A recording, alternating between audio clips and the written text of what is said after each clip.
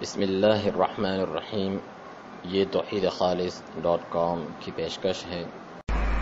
شب قدر کی فضیلت فرمان باری تعالی ہے: حامیم والکتاب المبین انا انزلناہ فی لیلۃ مبارکہ انا کنا منذرین فیہا یفرق کل امر حکیم امرا من عندنا انا کنا مرسلین.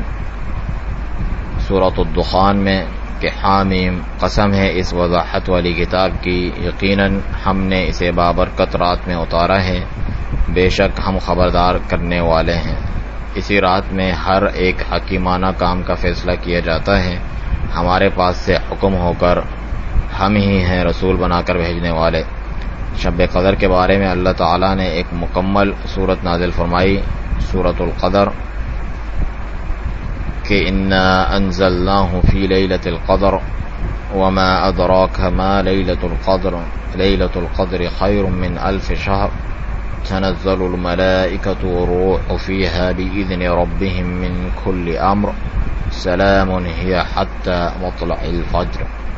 یقیناً ہم نے اس قرآن کو شب قدر میں نازل فرمایا، اور آپ کیا جانیں کہ کیا ہے شب قدر. شب قدر 1000 مہینوں سے بہتر ہے.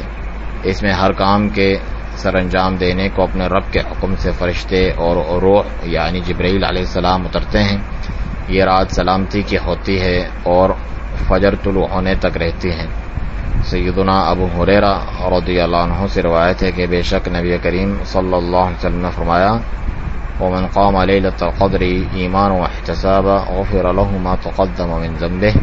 اور جس نے شب قدر میں قیام کیا ایمان و ثواب کی نیت سے تو اس کے پچھلے گناہ معاف کر دیے جاتے ہیں. یہ صحیح بخاری اور مسلم کی روایت ہے.